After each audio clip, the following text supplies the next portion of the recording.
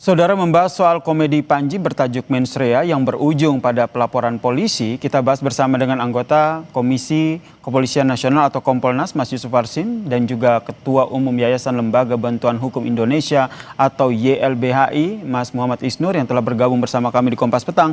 Selamat sore semuanya. Selamat sore. Selamat sore, Assalamualaikum warahmatullahi wabarakatuh. Waalaikumsalam. Saya ke Mas Yusuf dulu nih. Nahdlatul Ulama maupun Muhammadiyah ini tidak mengakui organisasi yang melaporkan Panji. Pertanyaannya, apakah kedudukan pelapor ini bisa dipertanggungjawabkan dan informasi yang didapat oleh Kompolnas sendiri, polisi akan melanjutkan atau bagaimana nih, Mas Yusuf?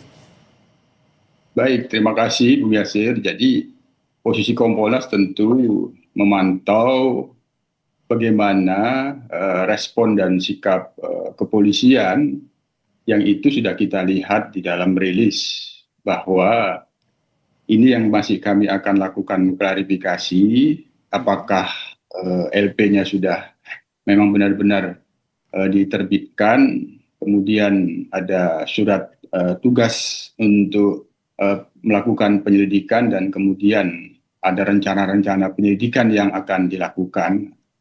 Hanya tentu ketika ada seseorang yang membuat pengaduan dan laporan, ya secara umum itu bagian dari yang perlu diberikan pelayanan. Hanya pendalaman dan analisis terhadap informasi pengaduan dan laporan, kemudian dilengkapi bukti-bukti pendukung yang menurut pelapor ataupun pengadu, tentu semuanya itu memang ya harus diberikan kepastian apakah ini bisa dilakukan penyelidikan. Kalaupun dilakukan penyelidikan, apakah akan berlanjut?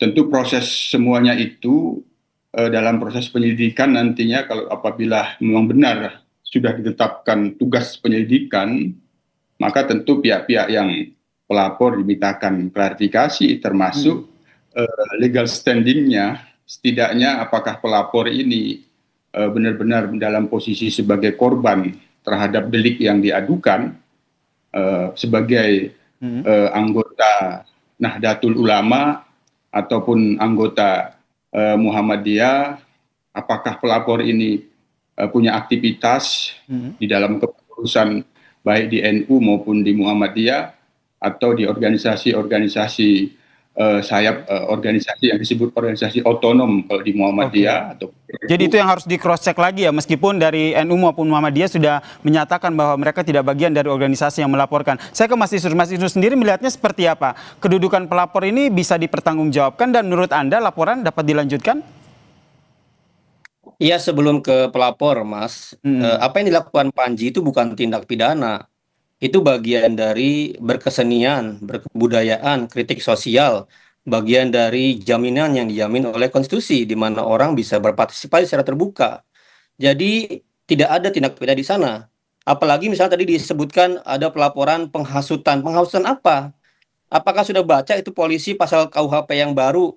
Penghasutan itu hanya ada dua ayat di KUHP baru. Penghasutan terhadap melawan kekuasaan dengan kekerasan gitu, atau apa kebencian apa? Karena pasalnya udah nggak ada, apalagi penistaan agama udah nggak ada pasalnya di KUHP gitu.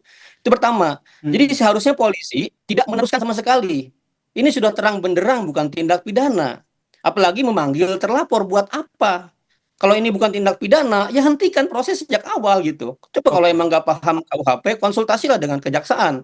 Saya potong sebentar, ingin menegaskan Mas Isnur. Jadi menurut Anda ketika pertama kali polisi menyampaikan konferensi pers yang tadi sama-sama kita dengarkan juga harusnya langsung menyampaikan bahwa kasus ini tidak bisa dilanjutkan. Begitu yang ingin Anda tekankan? Kalau setiap laporan yang bukan tindak pidana diteruskan, dipanggil sana-sini, capek banget penyidik. Banyak banget pekerjaan lebih penting dalam konteks pidana, pembalakan liar, penebangan pohon di hutan-hutan itu lebih penting, judi online gitu, dibanding dengan mengikuti hasrat ya pelapor yang nggak jelas. Dan yang kedua soal pelapor ya, ini harusnya bahkan kalau saya jadi kuasa hukumnya itu bisa digugat tuh pelapor-pelapor itu. Ya NU Muhammadiyah juga bisa menggugat karena dia orang ini membawa-bawa nama organisasi, bahkan mencemarkan nama baik organisasi tanpa kuasa dari organisasi. Itu bisa digugat loh orangnya loh. Jadi bukan hanya menghentikan penyelidikan, tapi juga si pelapornya ini aneh-aneh. Ya, Dan menurut bagi Anda itu bisa digugat balik ya begitu ya. iya Sampai di dong. situ dulu. Saya ingin minta tanggapan dari Mas Yusuf Warsim nih terkait dengan apa yang tadi disampaikan Mas Isnur. Harusnya dari awal polisi sudah menyampaikan tidak perlu dilanjutkan lagi. Ya, kan itu kaitannya dengan pelayanan kepolisian. Kalau itu delik yang dimaksud itu adalah delik aduan, kepastiannya kan harus diberikan juga, tidak langsung sepihak. Tiba-tiba ini ditolak nanti, jadi dipersepsikannya itu yang perlu dihindari, adanya penolakan pelayanan.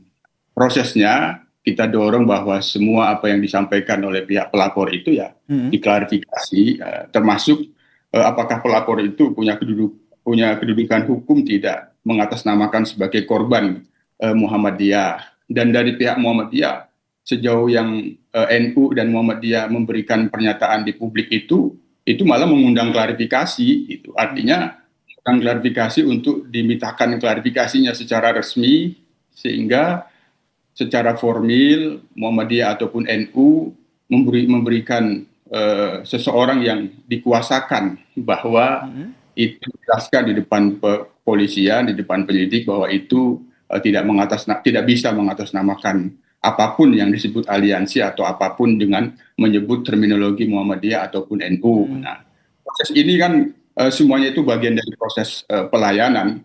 Hanya yang tidak boleh itu tiba-tiba naik ke penyidikan bahwa sudah ada unsur tidak pidananya. Kalau memang ini sebagai delik aduan, tentu apa yang dilakukan kepolisian sekali lagi itu bagian dari bagaimana kepolisian memberikan pelayanan kepada pelapor, sehingga kepastiannya juga harus diberikan. Jangan sampai dipersepsikan ini ada semacam penolakan. Itu juga tidak baik.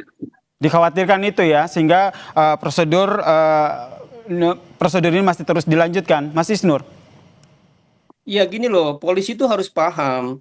Sekarang situasi tentang kebebasan berekspresi itu di mana-mana tuh sedang dikritisi, terutama oleh penanganan polisi.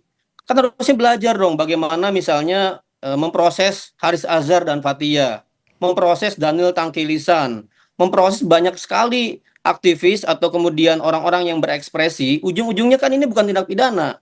Harusnya kan belajar dari semua. Dan polisi sedang disorot sekarang, sedang didorong untuk reformasi kepolisian. Kenapa? Salah satunya adalah polisi sangat mudah mempidanakan orang-orang berekspresi. Itu yang Anda Nah, kalau polisi khawatirkan atau meneruskan, Mas Isnur, pertanyaan saya apa yang Anda khawatirkan ketika tadi Mas Yusuf Warsim bilang bahwa sebenarnya memproses dari kasus ini sebenarnya bagian dari merespon pelayanan, takut ada perspektif atau persepsi yang timbul begitu. Apa yang menjadi kekhawatiran Anda kalau ini masih diproses? Ya proses terima saja laporannya, kemudian langsung dibaca. Kalau saya sekali diskusi ini langsung tutup perkara penyelidikan. Nggak perlu dipanggil panjinya, ngapain dipanggil panjinya? Ini udah selesai, pelaporannya nggak jelas, pidananya nggak ada, apa yang disampaikan adalah sebuah kebenaran, sebuah fakta, itu sudah terang benderang. Jadi harusnya penyelidik dan yang terima laporan itu sudah paham ini adalah movement yang bagian dari membungkam ekspresi. Jadi ketika diteruskan ini memperpanjang, ada justru kami mencurigai ini disebut dengan negligence investigation gitu. Tapi kalau secara aturan hukum itu nggak perlu sah-sah saja atau seperti apa? Biar kita mengacunya pada aturan hukum. Sebenarnya prosedur dari yang dilakukan polisi itu sudah sesuai dengan tahapan atau tidak begitu? Ya gini, ini kan polisi masih penyelidikan. Artinya dia belum menemukan atau belum menentukan ada tindak pidana. Tapi ini cukup mudah menghentikan penyelidikan. Tidak perlu dipanggil panjinya. Gitu loh. Jadi cukup aja dianalisis kasusnya, dilihat acaranya masih terbuka di Netflix itu, kemudian dianalisis, diskusi dengan jaksa, langsung hentikan penyelidikan. Jangan diperpanjang, ngapain dipanggil panjinya gitu. Apalagi pelapornya nggak jelas gitu. Itu kan sudah cukup terang benderang gitu. Sudah cukup terang benderang. Baik, iya, Mas Yusuf, bisakah hal tersebut akhirnya baik? Ya, maaf saya potong nih, Mas Yusuf, saya ingin ke Mas Yusuf langsung saya konfirmasi ke Mas Yusuf Warsim sebagai Kompolnas. Bisakah hal tersebut yang tadi dijelaskan oleh Mas Isnur itu dilakukan ataupun diambil keputusannya oleh polisi? Iya, seseorang membuat pengaduan dan laporan itu kan satu sisi menjadi hak dan satu sisi lain itu kewajibannya. Itu. Jadi tentu kepolisian dalam hal ini kita memahami, menghormati itu dan memberikan pelayanan. Apabila nanti memang laporan ini, pengaduan ini tidak layak, ya itu prosedur-prosedurnya memang sudah terpenuhi.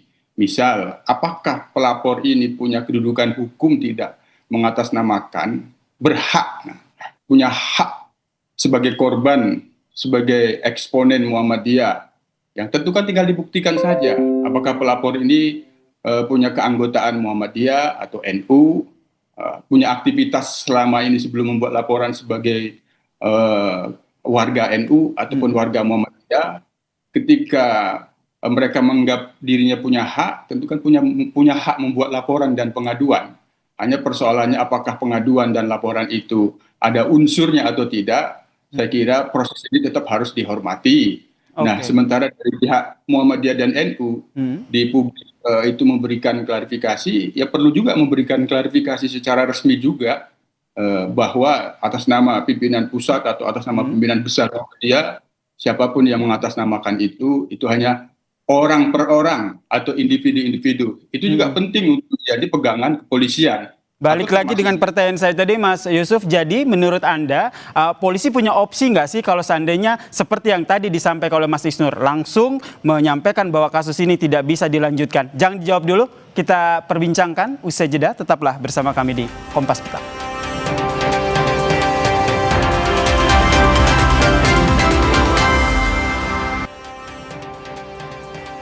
Menyambung pertanyaan sebelumnya, Mas Yusuf Warsim, jadi menurut Anda, apakah polisi sebenarnya punya opsi untuk segera memberhentikan penyelidikan kasus ini atau tetap harus mengikuti proses yang berlangsung? Ya, kalau saran saya, yang perlu diklarifikasi dari pihak pelapornya saja, termasuk klarifikasi ada nggak korbannya ketika ini disebut sebagai delik aduan, korbannya NU dan Muhammadiyah. Jadi pelapornya itu yang perlu diklarifikasi, belum masuk ke terlapor. Apakah pelapor ini punya kedudukan hukum atau tidak sebagai pelapor dan sekaligus sebagai korban. Korbannya kan kalau disebut Muhammadiyah dan NU, maka representasi Muhammadiyah dan NU itu kan pengurusnya, pengurus tertingginya gitu. Bisa juga dimintakan klarifikasi apakah mereka merasa dihasut, difitnah, dicemarkan. Kalau memang mengatakan tidak, ya itu udah selesai, itu bisa ditutup itu. Itu yang saran saya bahwa dalam proses ini kepada Polda Metro Jaya yang perlu diklarifikasi itu dari sisi pihak pelapornya, legal standing pelapor, terus terkait dengan ada atau tidaknya korban ini sebenarnya, terkait dengan delik yang diadukan ataupun delik yang dilaporkan, belum sampai ke terlapor. Baik, cukup sampai di pelapor saja. Kemudian tadi juga sama-sama kita dengarkan bahwa kalau melaksanakan rencana penyelidikan, polisi akan melakukan pemeriksaan terhadap bukti dulu, baru akan dilanjutkan dengan memanggil pelapor begitu. Nah, kalau kita berbicara soal bukti, ini kan bukti yang dilampirkan pelapor ini juga jadi perbincangan begitu, Mas Yusuf Warsim, karena dipertanyakan bagaimana cara mendapatkannya, karena kan ini ditayangkan di platform yang berbayar.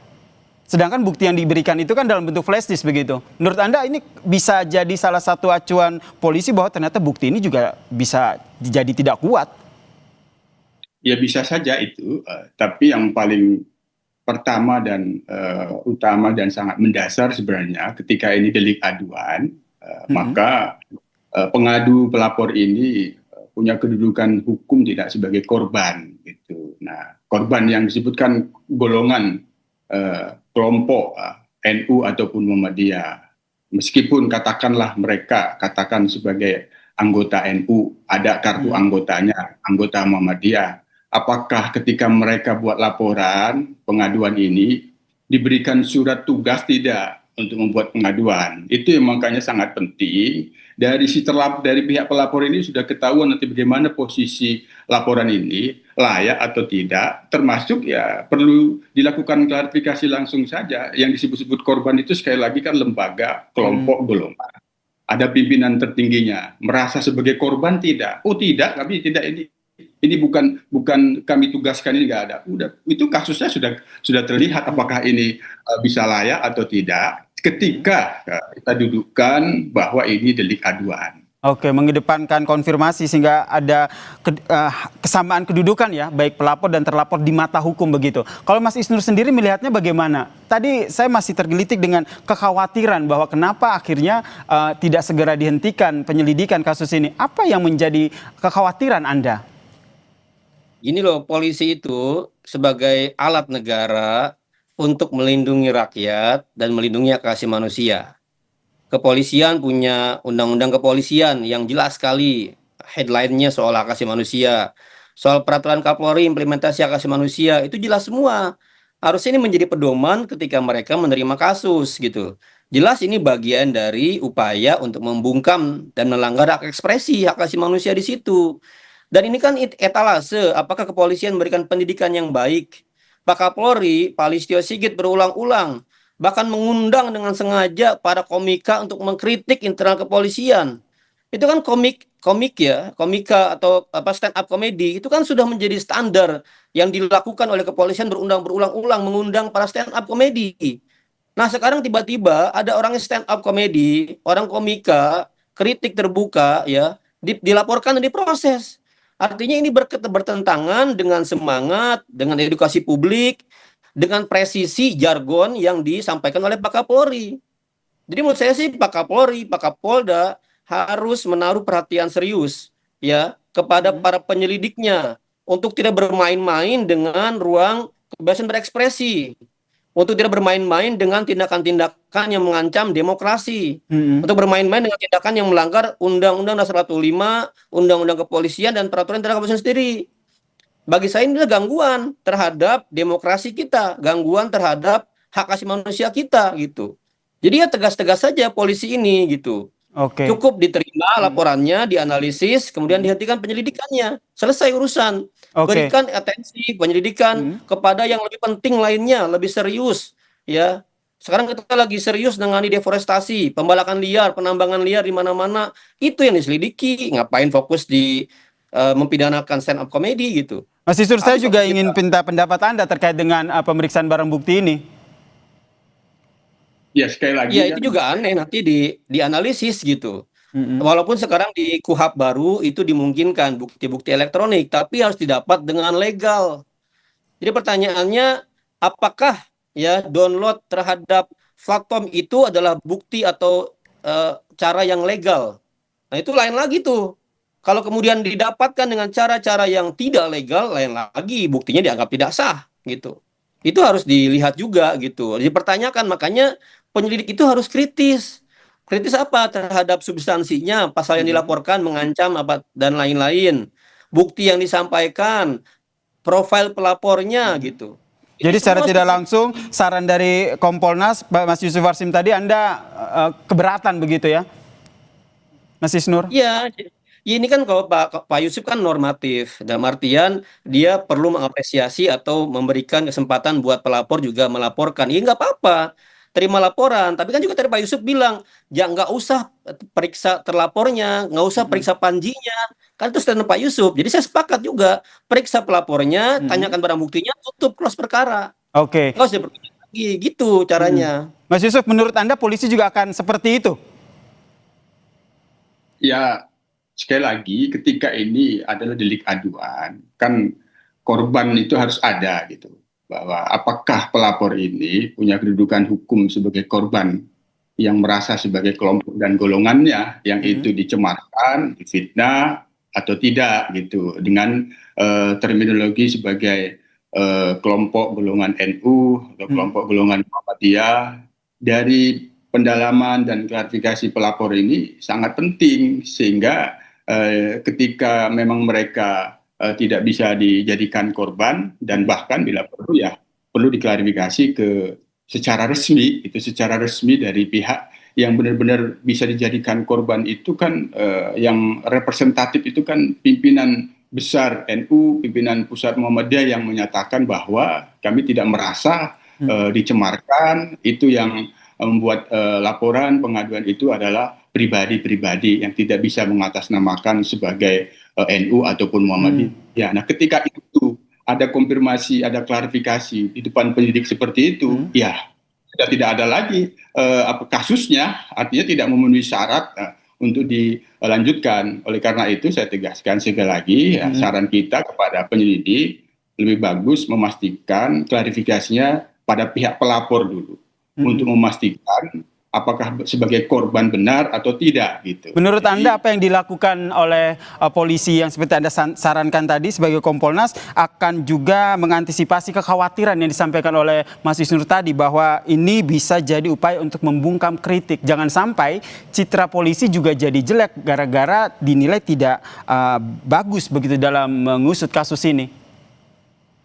bisa ketika dianggap terlalu memaksakan adanya perkara ini yang pendalaman di tingkat penyelidik untuk memastikan apakah yang disampaikan, dilaporkan materinya ini benar-benar ada terlihat unsur bukti permulaannya, ya, unsur bukti permulaan yang sebagaimana yang dituduhkan atau tidak gitu. Kalau katakanlah begini, dari pelapor saya ditugaskan untuk membuat laporan. Nah, itu sudah satu bukti bahwa dia bisa dikatakan sebagai korban.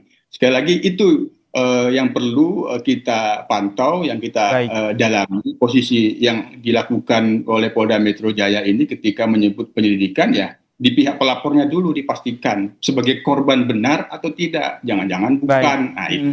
Baik, kita nantikan seperti apa langkah selanjutnya dari polisi dalam mengusut kasus ini. Terima kasih Mas Yusuf Warsim, anggota Kompolnas, dan juga Ketua Umum YLBHI, Mas Muhammad Isnur, telah bergabung bersama kami di Kompas Petang dan memberikan perspektifnya. Salam sehat semuanya.